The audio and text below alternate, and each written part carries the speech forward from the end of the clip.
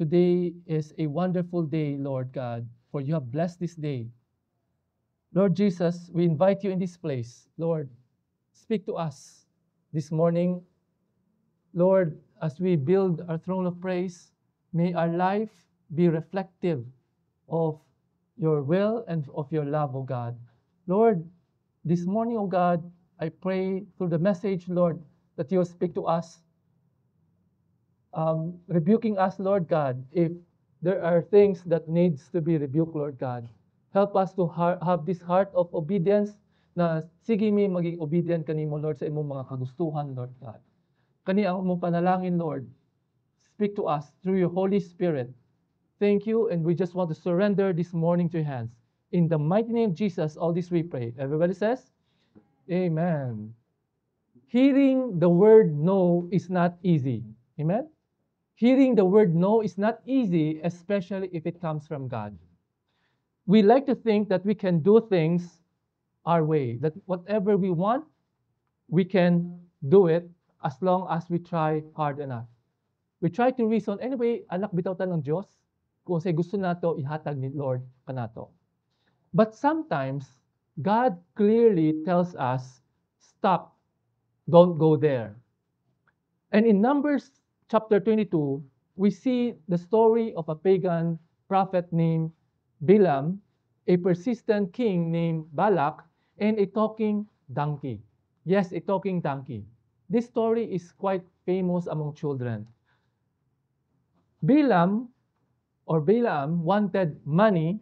King Balak wanted to win over Israel, and God wanted to stop Balaam from doing things his way or from doing something wrong. And even after God said no to Balaam, Balaam kept on trying to do what he wanted. So this story tells us how often we act like Balaam, pushing ahead even when God says no to us. Today, we'll explore why God sometimes say no to us and what happens when we ignore God's commandment and how we can learn to trust His answer even though it's not what we hope for. So ito yung mga summary ng atong lessons. So let's look at the passage of Numbers chapter 22. Okay, verse 1. Then the sons of Israel set out and camped in the plains of Moab beyond the Jordan, opposite Jericho. Then verse 2. And Balak, the son of Zippor, saw all that Israel had done to the Amorites. Okay, so what is the backstory of this one? Remember, this is the continuation. Last week, sinitabo, diba? The Israelites won over the Amorites. Okay? So, here, ang mga Israelinhon, niadto sila sa Moab. It's the name of a place. It's opposite Jericho. And here comes Balak or Balak. Okay, Balak, the son of Zippor, he's the king of Moab. Hari ng mga Moabs. By the way, kisa man yung mga Moabs. The Moabs, these are the descendants of Abram's nephew Lot. If you recall, diba, sa Sodom and Gomorrah, si Lot nigawas dito. And then he slept with one of his two daughters, and then one of his two daughters, among them, ang mga Moabites. So, mga relatives po ni siya mga Israelites.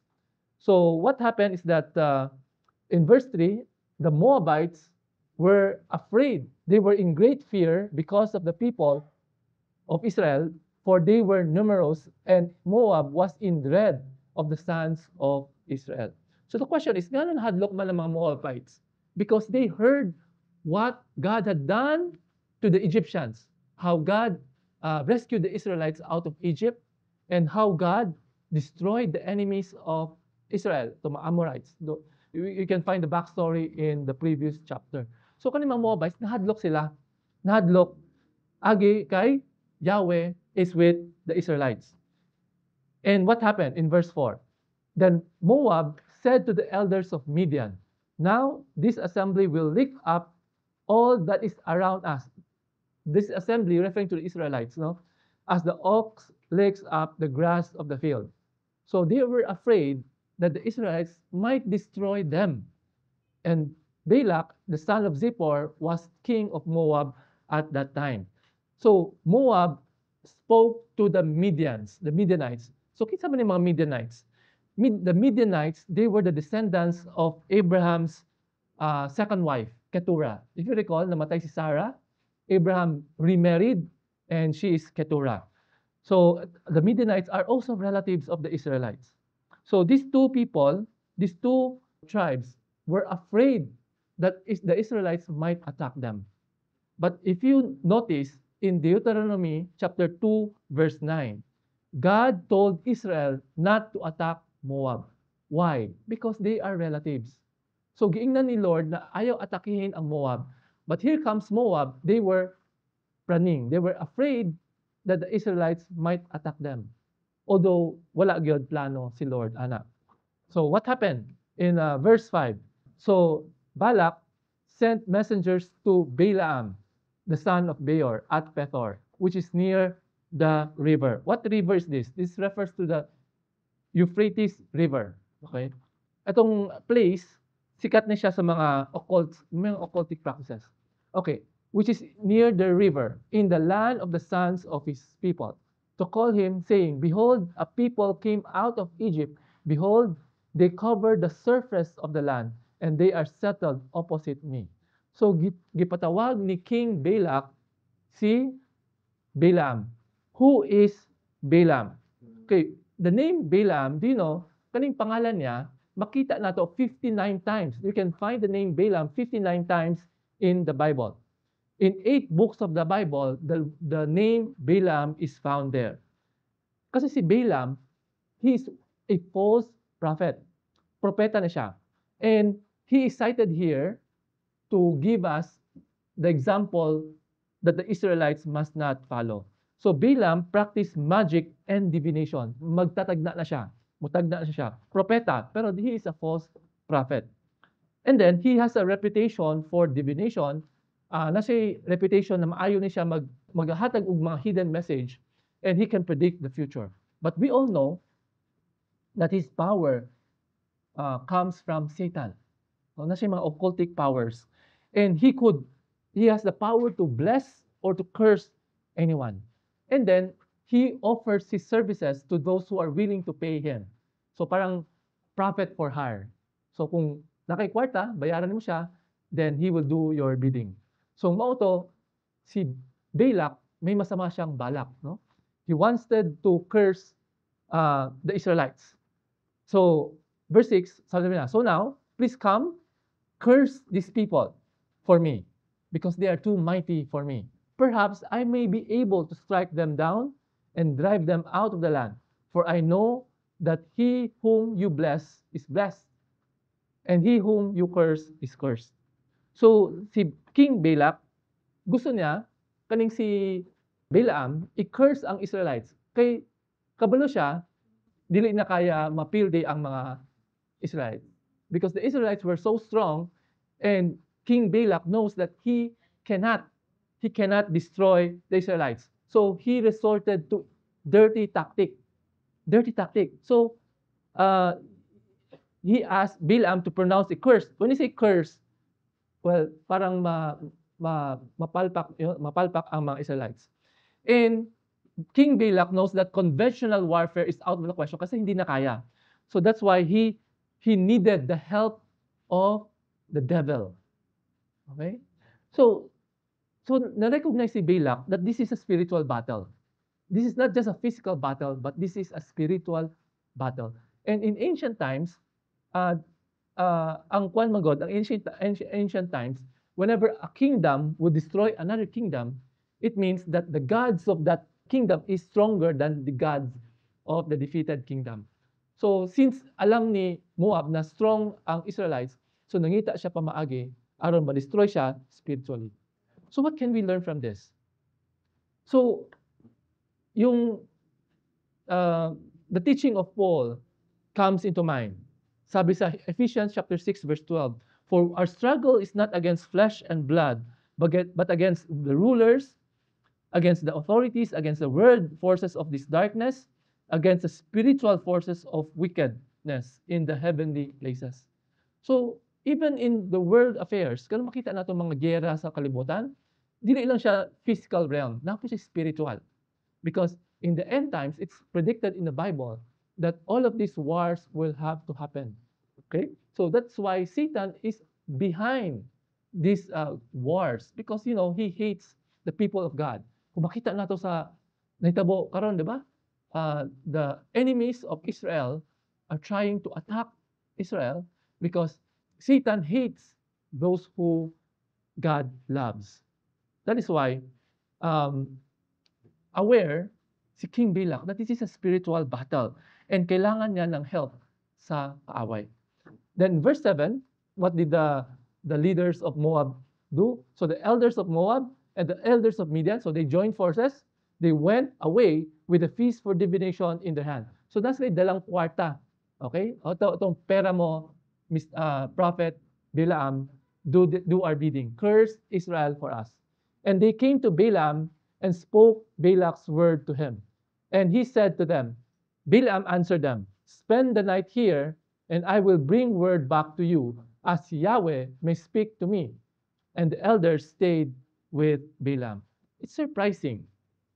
Sabi ni Balaam, ako sa storyahon si Yahweh. So kaila ni Balaam si Yahweh. So does it mean that Prophet Balaam is a believer? Well, actually it's not, no? It does not necessarily follow. Kasi remember, Balaam is a false prophet.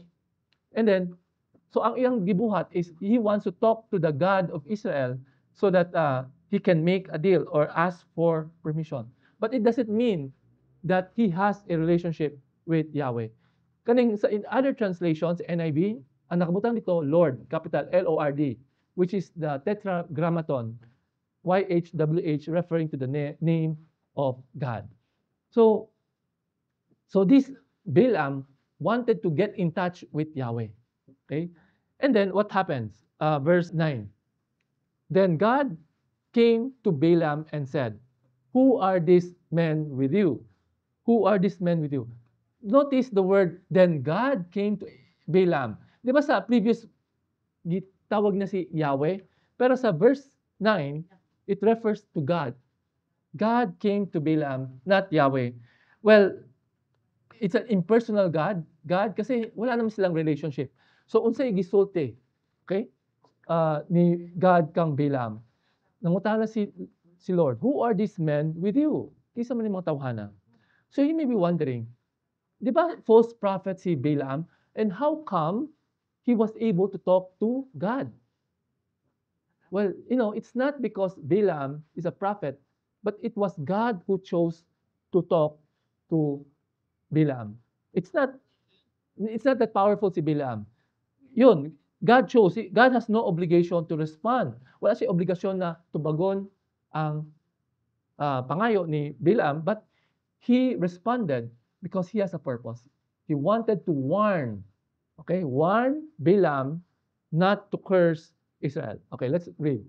And Balaam said to God, so nitugan si Balaam, okay, Balak, the son of Zippor, king of Moab, has sent word to me, saying, behold, there is a people who came out of Egypt, and they cover the surface of the land. Now come, curse them for me, perhaps I may be able to fight against them and drive them out. So girelay ni Prophet Balaam kang God unsa iyang gisulti ni King Balaam. And then what was the response of God? God said to Balaam, do not go with them. You shall not curse the people, for they are blessed. Do not curse the people, for they are blessed. If you recall, earlier, sabi ni Balak, di ba? Okay, kabulo ko, maayo kay ka. Because those who you bless will be blessed, and those you curse will be cursed. But do you know that these are the same words that God said to Abraham? Makita na to sa Genesis chapter 12, verse 3. Ningon si Lord, di ba? I will make you a great nation, and I will bless those who bless you, and the one who curses you, I will curse. So, parang pinarating ni Lord, this is who I am. It's not you. I can bless who I bless, and I can curse who I curse. And it is God's will to bless Abraham. Mo to giingnan si Balaam, don't curse the Israelites because I wanted to bless them. Okay, so sabi niya, okay, verse 13. So Balaam arose in the morning, kasi si Balaam, ang nitabo is God talked to him at night. So the next morning, Balaam arose in the morning, namata siya, and he said to Balak's leader, go back to your land, ulit mo, for Yahweh has refused to allow me to go with you. Then verse 14, and the leaders of Moab arose and came to Balak and said, Balaam refused to go with us. Okay, observation. Di ba, Balaam knows that God does not want him to curse Israel. Pero, notice that he did not tell that to Balak. Okay, ang ingon lang niya, pag uli mo, Yahweh has refused to allow me to go with you. Is it true? It's not entirely true. Kasi sabi ni Lord, wala naman ningon si Lord, no, don't go with them. Sabi ni Lord, you shall not curse these people. Why didn't Balaam tell the Moabites that, sorry, sabi ni Lord, I cannot curse them. Why? Why? Kasi, remember, this Balaam is a false prophet. He's greedy. He's after money. He was hoping that God might change his mind, and he was hoping na, basin pwede na ako i-curse, kasi sayang yung kwarta. So he did not fully obey the Lord. Because had he obeyed God, he would said, I will not do it. So he just told the delegation, wala ko gisugdan, no? It's a lie. So it is as if Balaam is saying, I really wanted to go with you, but wala, God won't allow me. So Balaam knows what is God's will. And God's will is no. Pero nag-compromise siya. No? Instead of saying, I will not do it, parang wala akong gisugdan. Parang gusto niya pilitin siya or something. No? So Balaam was, deceptively maneuvering, okay, trying to manipulate God into granting him a special exception. Basin i-grant ni Lord. No?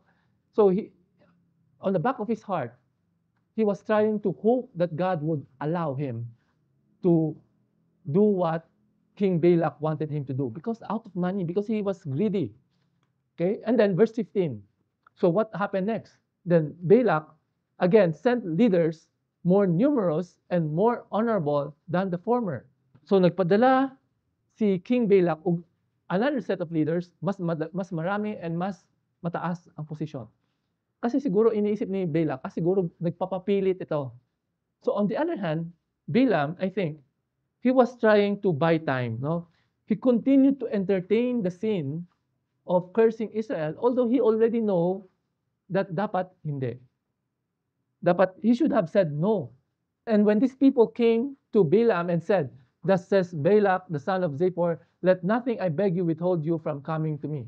For I will indeed honor you richly.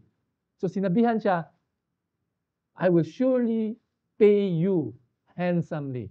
Bayaran tika, don't worry about that. And I will do whatever you say to me. Please come then, curse these people for me. Ang dalunggan ni Balaam, babayaran ako. So what was the reaction of Balaam? And Balaam replied to the servants of Balak, though Balak were to give me his house full of silver and gold, I could not do anything, either small or great, to trespass the command of Yahweh my God. So now please, you also stay here tonight, and I will know what else Yahweh will speak to me. So if you look at the response of Balaam, one interpretation is that, okay naman si Balaam, di ba? He obeyed the Lord. But did he obey the Lord fully? No. Wala fully obey si Lord. Nga naman, if he fully obeyed God, he would have said, okay, ayaw naman, uli naman. Kay nag-no naman si Lord. Nga nun, isuti pa man siya, please stay for the night, and I will let you know what else God will speak to me. In other words, at the back of Balaam's heart, he was hoping that God will change his mind. Diba?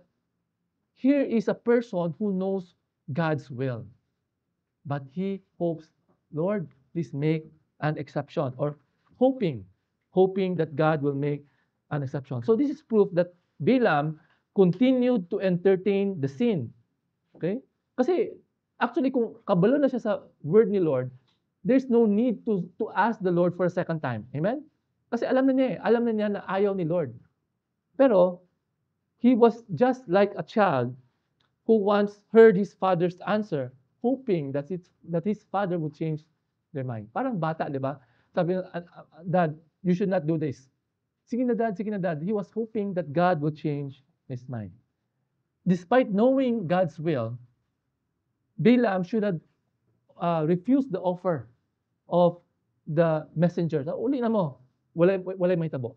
So makita na to, even though he professed to obey God, but in his heart, he coveted money and he hoped that God would change his mind. And a lot of Christians are like that. Because sometimes we know what is God's will, but we're secretly hoping that God will make an exception. For example, you are in a relationship or someone is courting you. And in the Bible, it's very clear that you should not be equally yoked with unbelievers. Instead of saying, okay, ayaw na lang, I will not entertain you. Ang gibuhat, gi-entertain, hoping that God might make an exception. Just like Balaam. Kasi pwede naman sabihin na ayaw na, don't bother, go home. He should have stopped. But deep inside, he was hoping. He was entertaining that sin. And the problem with us, if we try to flirt with sin, there's a tendency that we will fall. We will fall. Because we already know God's will. God already said no. God already said no. So we should not entertain that anymore. Or perhaps you're in a wrong relationship. Kablo ka na, dili ni para kaning tawhana, dili gyud para kanimo. But you continue to cling on that hope that maybe Lord, make an exception. The Lord will change your mind. Or maybe you have a job na is not honoring the Lord. Pero ipatuloy lang nimo. Because, the Bible is very clear. God has already revealed what His will for us. And there should be nothing left for us but to obey. And unfortunately, a lot of Christians flirt with the idea that maybe God will change His mind. And so what happened? In verse 20, and God came to Balaam at night, kasi every evening God would appear to Balaam, and said to him, if the men have come to call you, rise up and go with them, but only the word which I speak to you shall you do.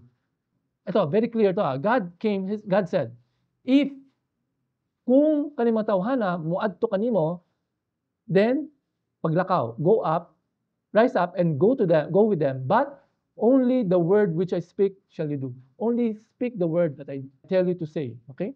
Sabi na kung muadto sila, then anha ka muadto. So the question is, did God change His mind?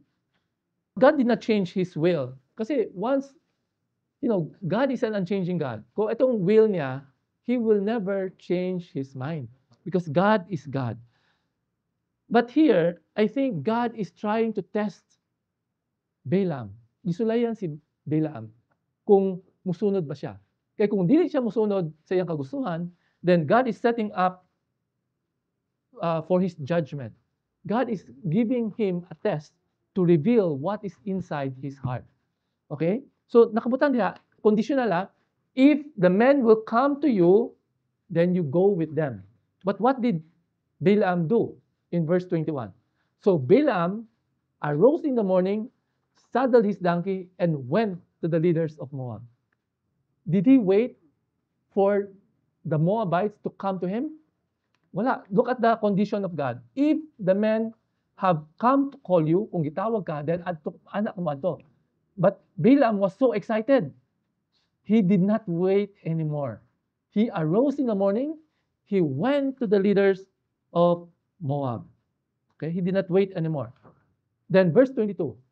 But God was angry. Nasuko si Lord because he was going.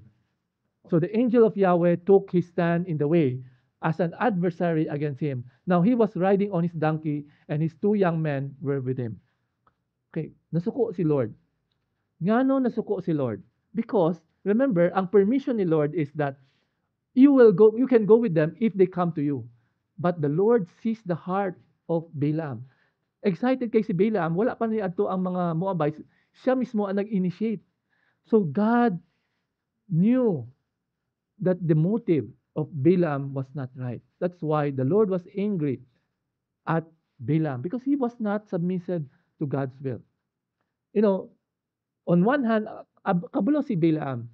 Balaam knows that Israel was blessed, but he was hoping that God will give him permission to curse Israel because he's going to get a big sum of money. Sometimes, inala po mga Christian, no? Lord, kabulo ko, this is not your will. But Lord, can you make an exception for me? Diba? Make an exception for me.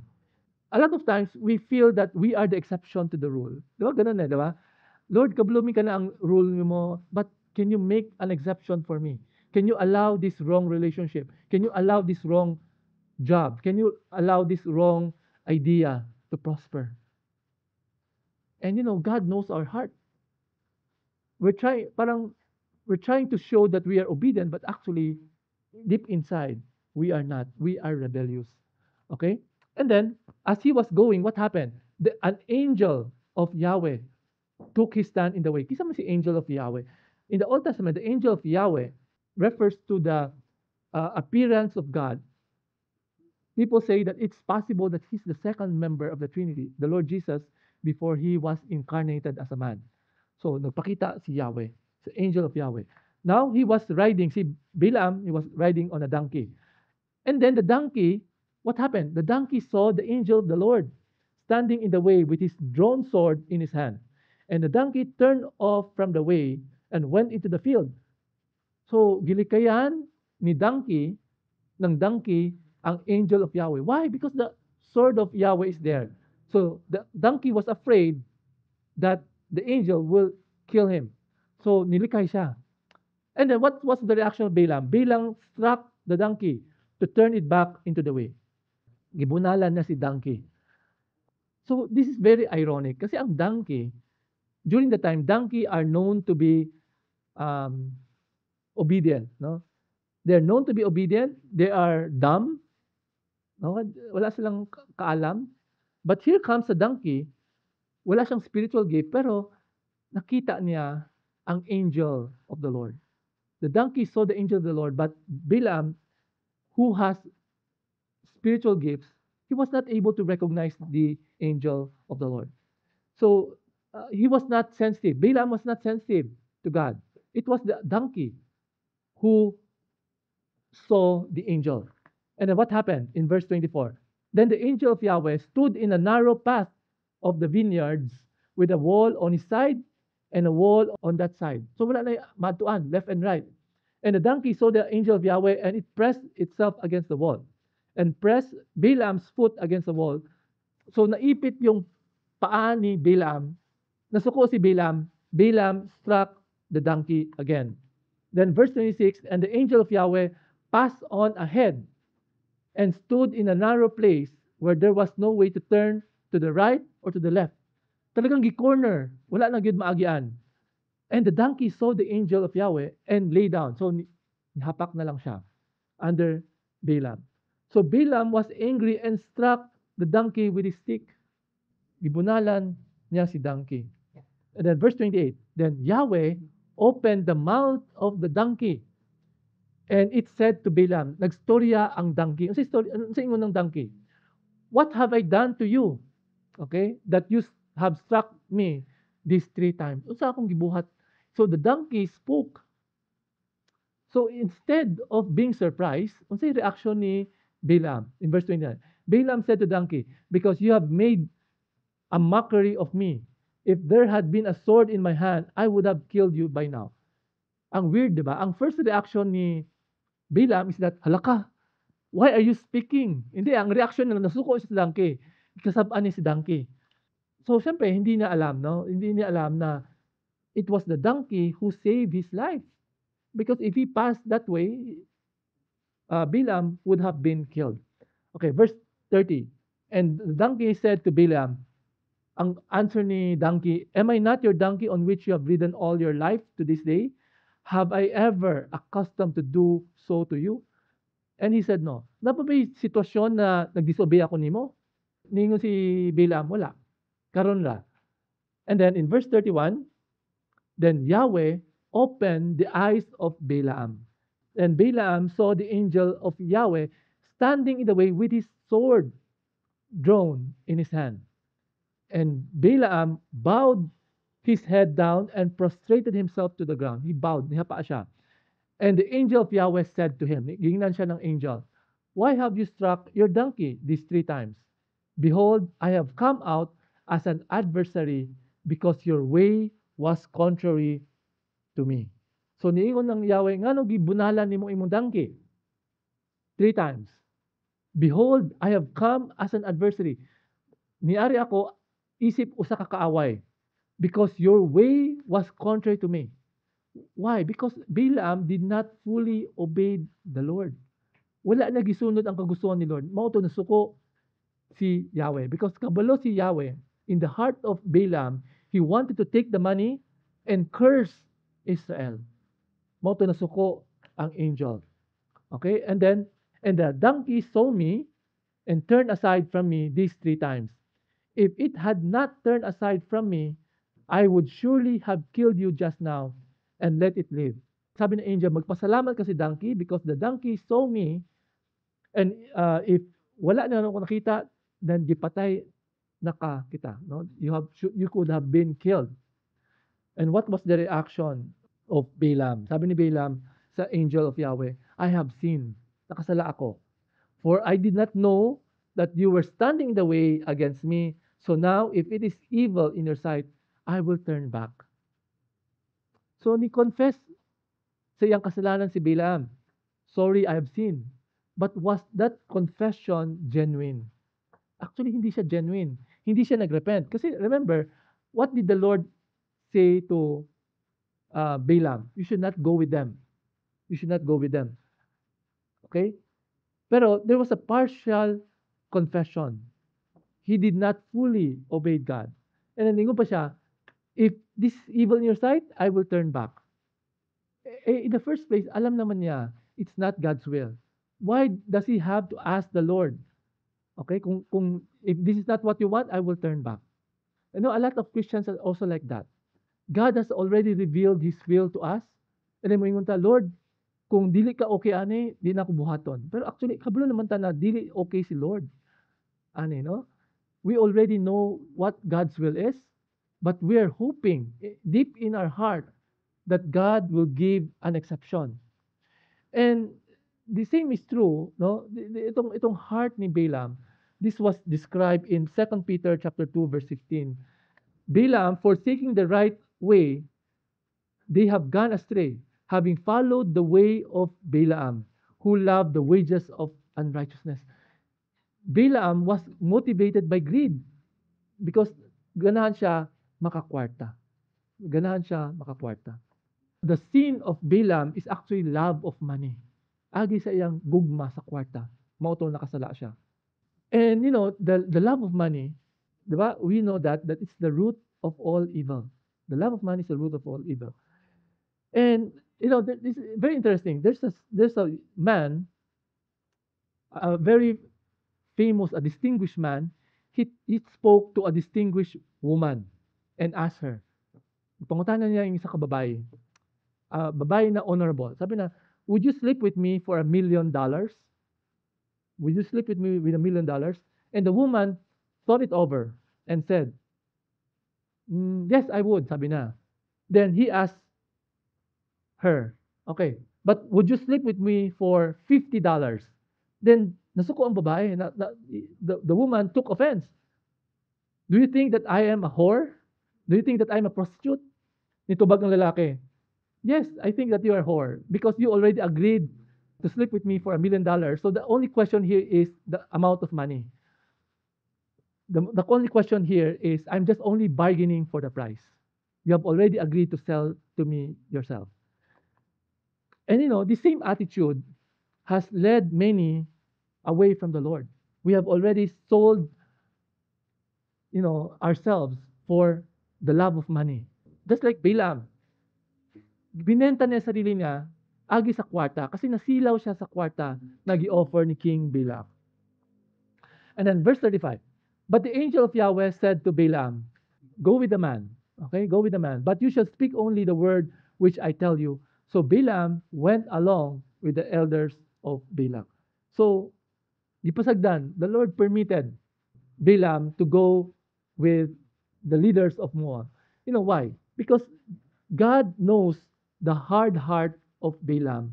God is preparing Balaam for judgment. You look at a very good example, see Pharaoh. Do you remember Pharaoh? A lot of times God told Pharaoh to let the Israelites go, but he hardened his heart. But eventually, pagkadugayan, the Lord allow him. It's the Lord who hardened his heart to allow him to go into judgment. That's why, brothers and sisters, we have to be careful. Whenever God tells us no, we have to obey. Because if we continue to disobey the Lord, there will come a point in time na pasagdanan ta ni Lord. Pasagdan ta ni Lord so that He will judge us eventually. Para masilutan ta sa ulahi. Just like what happened here. Because God is going to judge Balaam. Okay? So, what are the lessons that we can learn from this? God is sovereign. You know,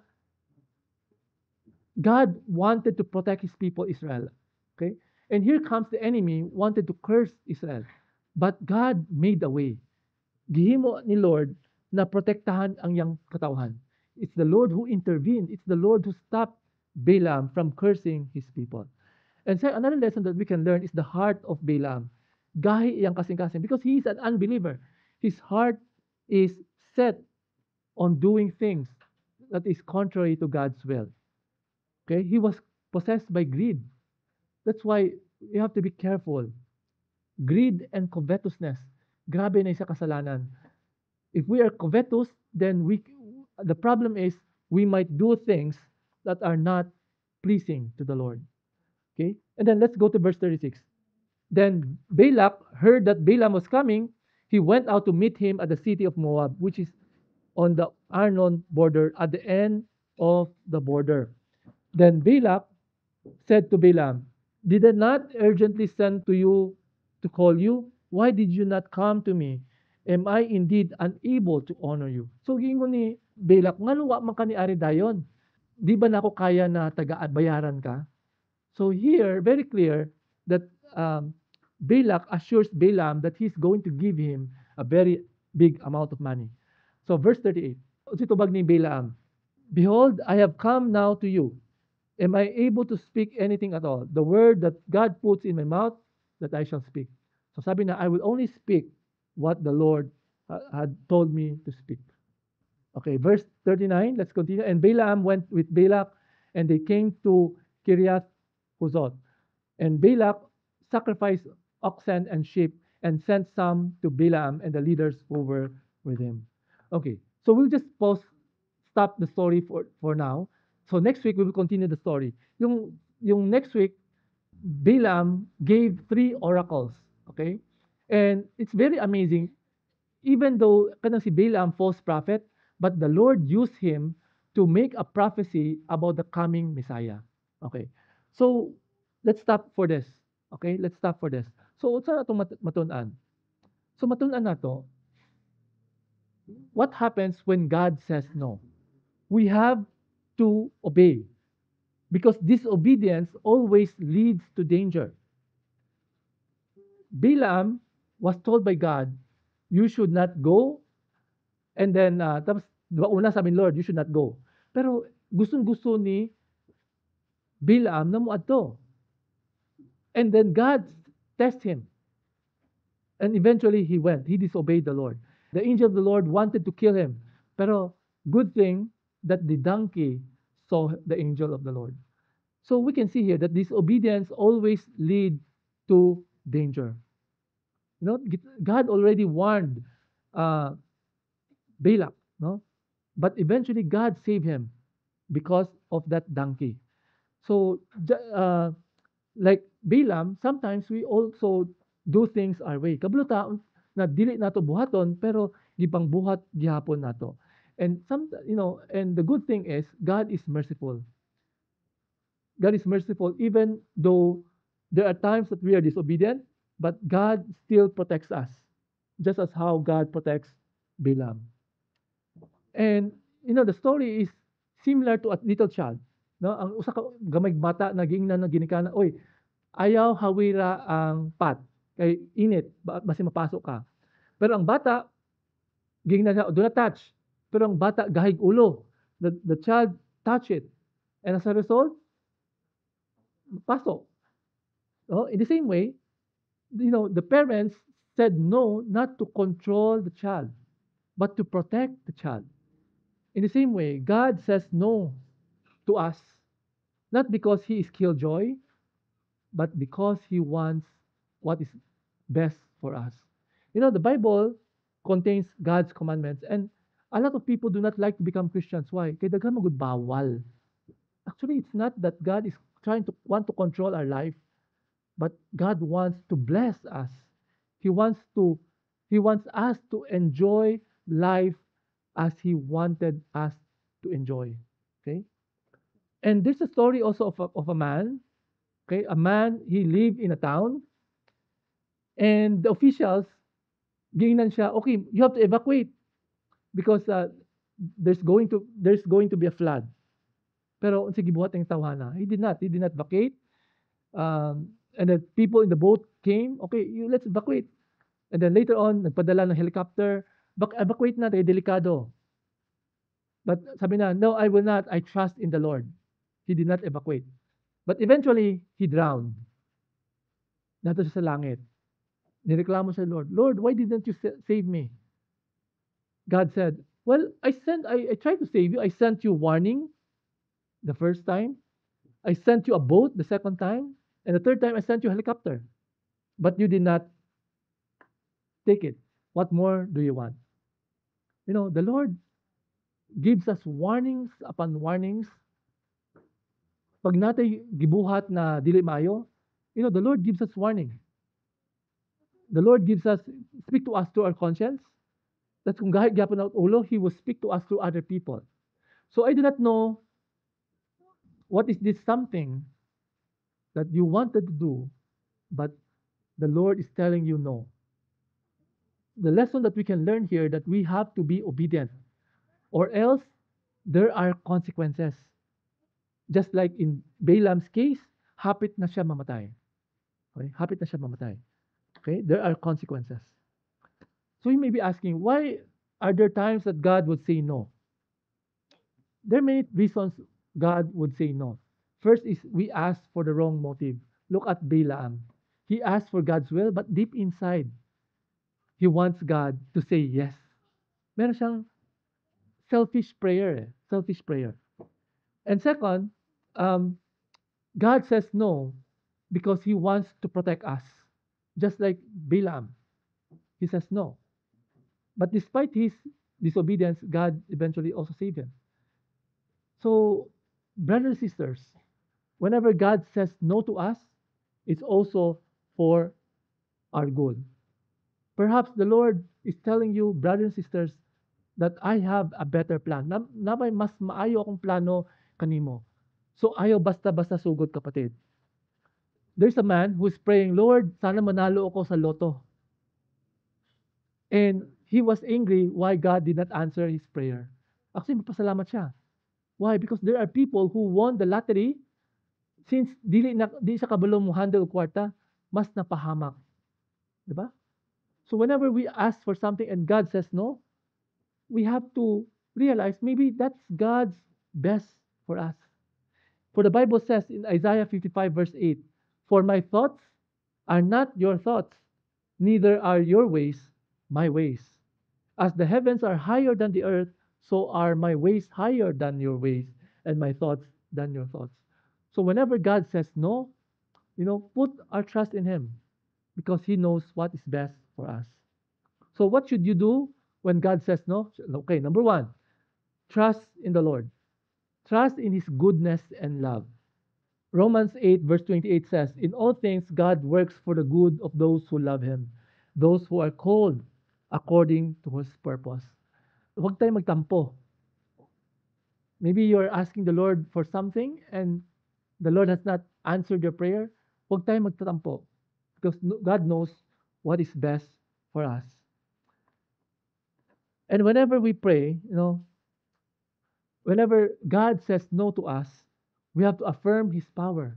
Lord, I know you are in control. Acknowledge His sovereignty. We acknowledge His sovereignty. We accept His plan. Dawato nato iyang plano. Lord, wala ko kabalo, ako kasabot ang sinatabo. You say no to me. I've been praying for this breakthrough, pero wala gyapon nimo gihatag. You know what is best for me. So I'm going to accept your plan. I'm going to accept your plan. Even in the Bible, there are many Bible characters who do not receive the answer to their prayers. For example, Paul, di ba? He prayed that his thorn, the flesh, be taken out, pero wala gitubag ni Lord. Jesus prayed that this cup of suffering be taken from him, but it was not taken. In the same way, hindi porke na God says no to us, He does not love us anymore. In fact, the reason why He says no to us is because He loves us very much. The Lord sometimes says no to good people. We can see the example of Job. No? He suffered, but the Lord knows what is best for him. So, maraming example sa Bible na hindi porke God says no, wala ta gigugma sa Ginoo. Kundili, ang pasabot ana, He loves us so much. He cares for us. Okay? So, going back to the story, Balaam didn't want to take God's no for an answer. Dili siya musugot sa no. He pretended to follow God, but deep inside, he wanted to do his way. God eventually used a donkey to get his attention, but Balaam almost lost his life because he did not listen. In the same way, if God is telling you to do something, obey right away because it might cost us our life. Buti na lang si Balaam na-realize niya. But what if we continue to do things our way, but it will lead to our destruction? That's why careful tayo mga kapatid. No? Sometimes we are like Balaam. We keep on praying for something that God has already said no. God has already said no, but Lord, sana pagbigyan mo naman ako kahit ngayon lang. Diba? We push, we twist, we try to make it work. But when God says no, it's not for withholding what is good from us, but it's because He knows what is best for us. So this morning, okay, let's ask ourselves, is there something in your life that God is telling you no about? Let's reflect. Na ba'y butang na giingon ni Lord sa imo na no, this is not my will for you? Are you still trying to make it happen? Don't wait for a big wake-up call. Don't wait. Ay paghulat. Today is the day that you trust God's voice. Today is the day that you surrender your will to the Lord and believe that His no is just His way of saying, I love you, my child. Okay, can we all please stand? Let's pray. Thank you, Lord, for your word. Thank you, Lord, for the example of Balaam on what we should not do, Lord God. Lord, we ask for your forgiveness, O God, na there are many times, Lord God, we do things our way. Kani mga butang na klaro kayo, giingon nimo na dapat dili na buhaton, pero pagbuhat gyapon namo, Lord. We're sorry for that, Lord. We humbly ask for forgiveness, O God. Lord, we know that it's not enough that we say sorry, but you want us to repent. You want us to change our mind. Lord, please help us by your grace, O God, to be obedient to your calling, to be obedient to your will. Because we know, Lord, from the example of this story of God, that if we do not keep on obeying, there will be consequences later on. Just like in Balaam, it almost cost his life. Lord, we know, Lord, that you would discipline us if we keep on disobeying you.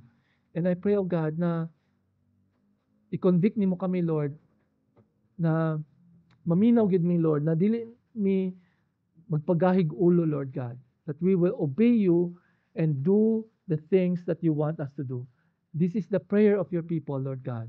And we humbly ask for your forgiveness and we humbly ask for your strength that we may obey you all throughout our lives. Salamat, Lord. Amoy hatag tanan-tanan sa imo kamot.